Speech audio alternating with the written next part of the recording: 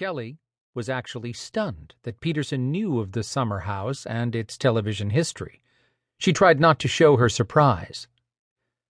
Peterson looked down at the conference table, thumbed the thick pages Kelly had placed before him, and then looked up with a smirk. "Kennedy won't see you because he probably made a deal with his missing student to take it on the lam so that Kennedy could get a book deal out of his disappearance." He again thumbed through her proposal and pulled a sheet of paper from the binding. "In addition, devoting 4 prime-time live hours and another 4 live hours into late night, well, that may cost us too much. The advertisers would run for cover. As you said, there's not much of an evil owner angle here. Even I've heard about the philanthropic Lindemans." Kelly pulled out her chair and sat down.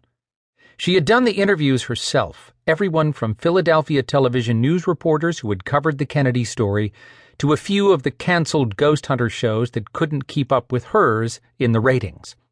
They all claimed the same thing. The place was so beautiful and charming, and so very much not haunted. After listening to them all, she even started having her own doubts.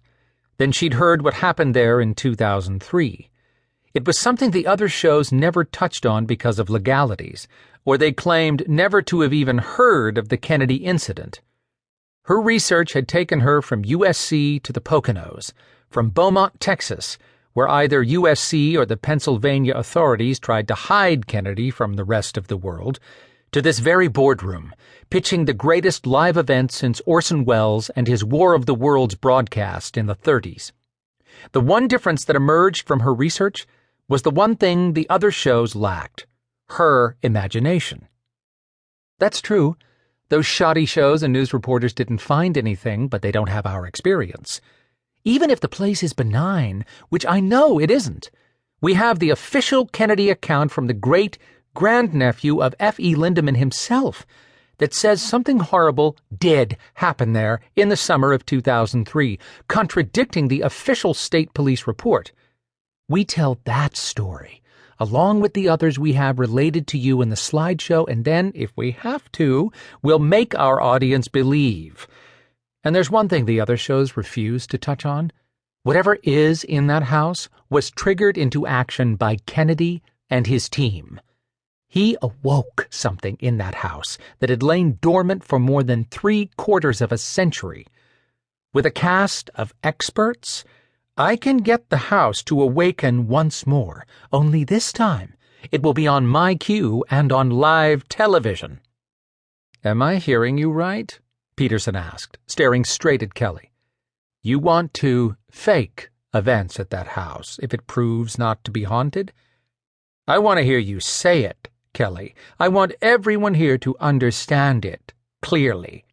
"That's a rather hard turn of phrase, Lionel. All I mean is that since we don't have Kennedy, we push the boundaries a little. That's all."